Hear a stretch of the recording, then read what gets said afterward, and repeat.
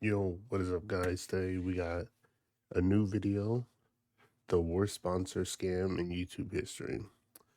We're gonna hop into it and hope you guys enjoy it. And don't forget to subscribe to my channel to view more of my content. Let's get into it.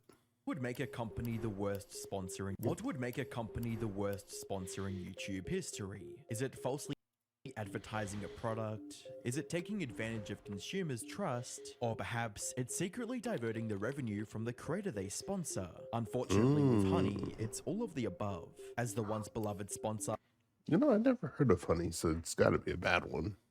But I usually hear about most of these sponsors that go down. has been caught up in a sudden whirlwind of controversy that has not only exposed the brand's true nature, but also completely destroyed its public perception.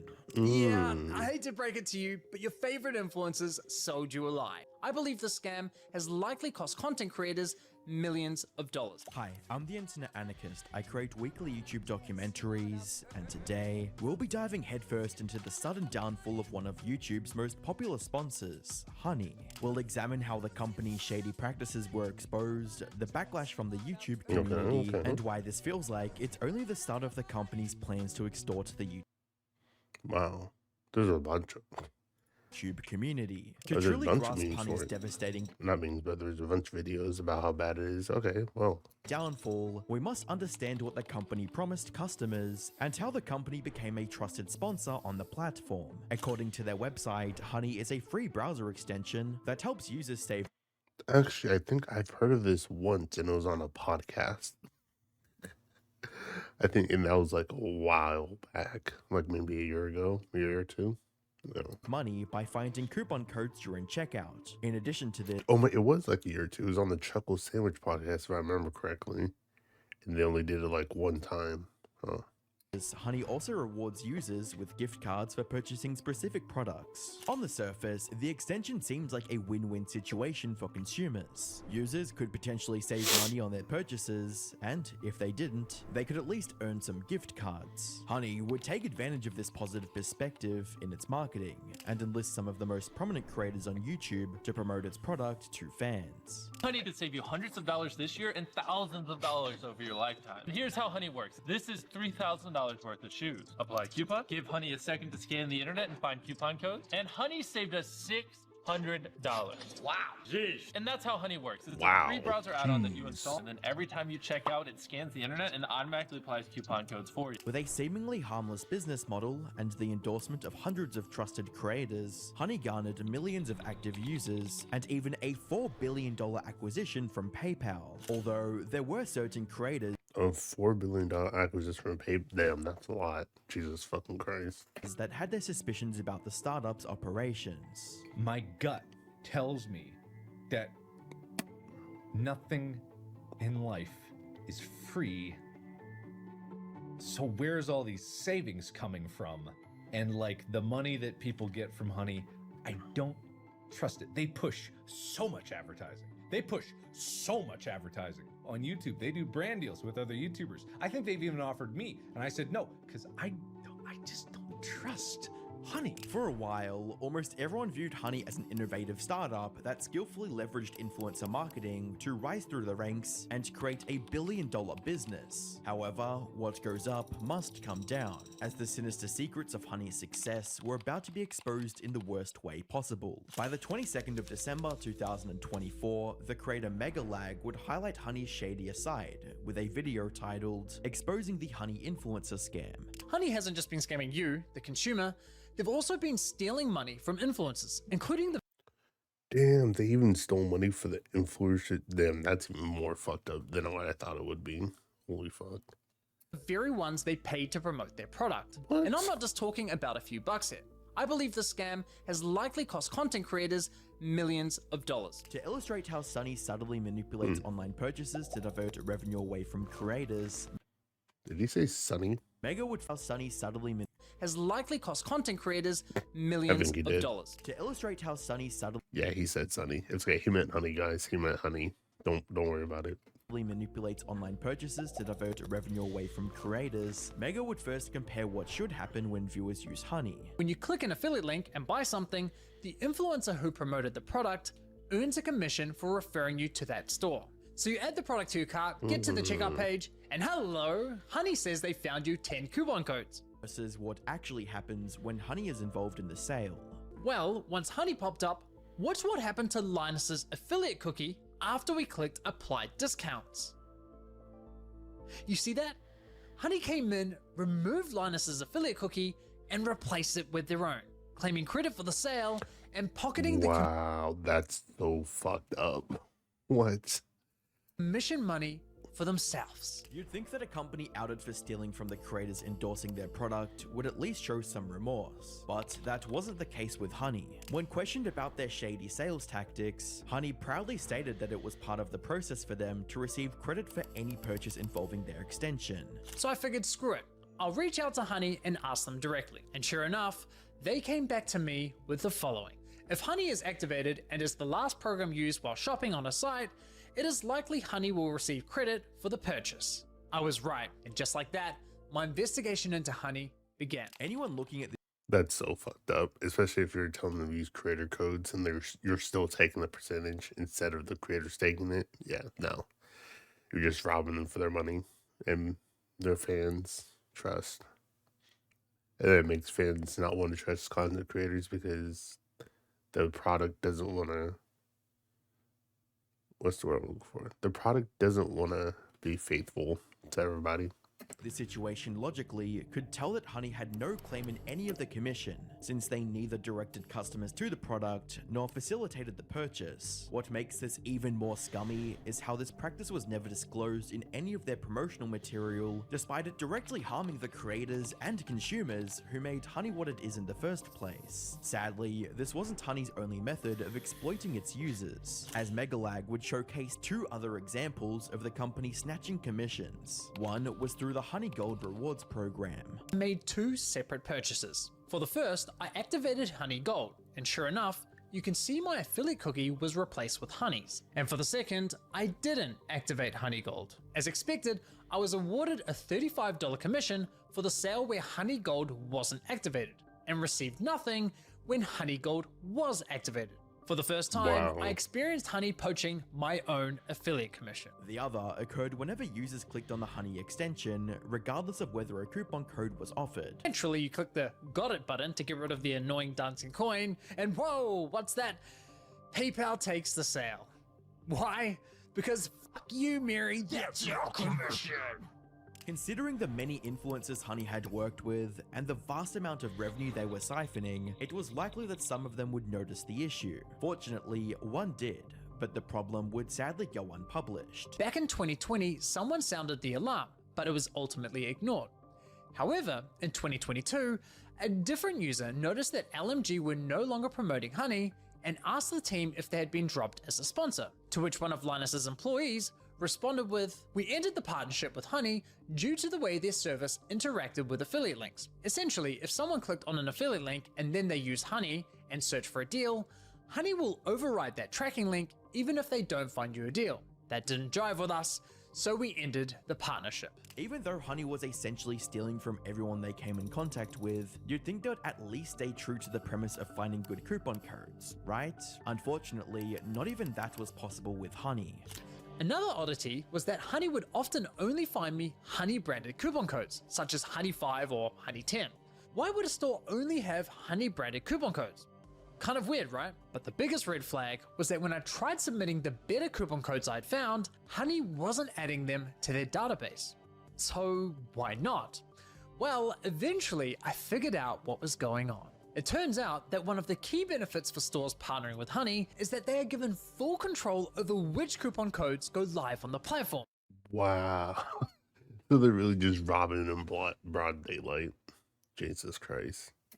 If any at all. To further illustrate this, Megalag would highlight an instance of a Honey employee openly acknowledging the fact that they restrict the kinds of discounts consumers What, openly? Oh my get. god. What would you say to any Nah. brand that is considered working with Honey but hasn't yet?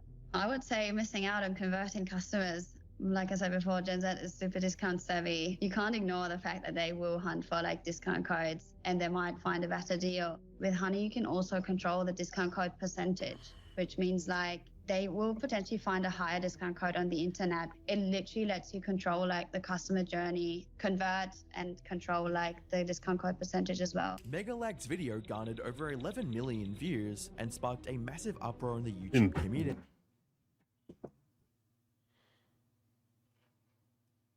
16 million in 3 weeks. That's crazy.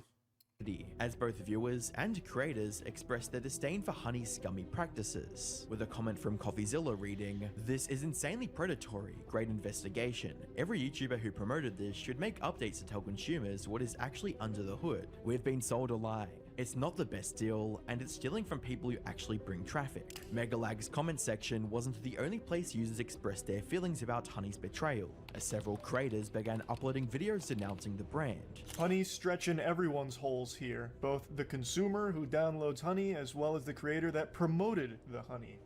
That does include me. I have worked with Honey in the past because I was an avid Honey user. It seemed like a pretty simple, effective product. It just find coupons at checkout to save a little money. I didn't think there was anything nefarious going on under the hood, but it turns out couldn't have been more wrong. Although this was the first time the wider YouTube community noticed Honey's scam, it wasn't the first time YouTubers reported it. Back in July of 2020, a creator named Original MCW uploaded a video titled 5 Reasons That the Honey App is a Scam, which explored the company's dubious marketing claims. Now, if you've clicked through to buy something from your favorite blog, or from a review website like Which Underwear for the Bigger Penis Man, yeah, ladies. For which underwear? For the bigger penis man? Once you get to the stage where you're about to actually buy it in the checkout and the Honey extension's gone off to look for the best discount codes, yeah, it's looking for them, yeah. And then it comes back, probably as usual, it hasn't found you any discount codes, but what it has done, and this is crucial, it has replaced the cookie that had the affiliates information with their own. So when you do buy something from that website, join Honey, get all the money. MCW also highlighted several other issues with Honey, such as lackluster discounts, false marketing claims, and mismanaging consumer data. Even Amazon, yes, Amazon, even they have warned their customers about Join Honey. To keep your data private and secure, uninstall this extension immediately. Oh We my are warning gosh. customers about browser extensions that collect personal shopping data without their knowledge or consent. Even though MCW's coverage wasn't as Even Amazon warned people. That's crazy right there.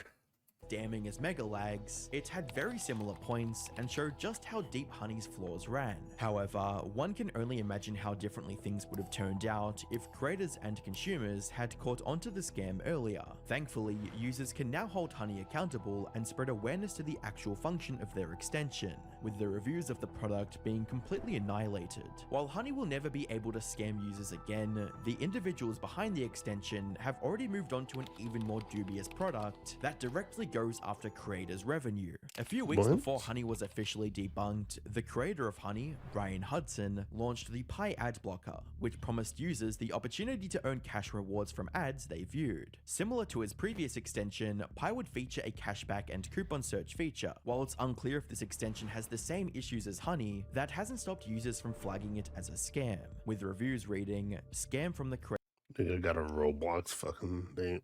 Bro. creators of Honey, scam, scammers not safe." Shifting focus back to the ad blocker side of Pi, at a first glance, it seems like your run-of-the-mill ad blocker, but a closer look yields something more disturbing. Looking at how the rewards program is structured, it quickly becomes apparent that Pi is trying to exclude creators and websites from the ad viewing process. They do this by blocking native ads on a website or YouTube channel, and then get their users to view only their ads, thereby pocketing the ad revenue from content they didn't create, a scheme that they proudly showcase in all of their gosh. marketing Again. material. This is the only ad blocker I've ever used that works on YouTube, Twitch, and Spotify. This is Pi. It's a free Chrome extension that blocks ads everywhere you go online. And don't worry, it won't download a bunch of shit onto your computer like other ad blockers. Pi is a trusted LA-based company that's actually founded by one of the creators of Honey. The coolest part is that if you decide you do want to see ads, Pi will literally pay you for seeing them. Like,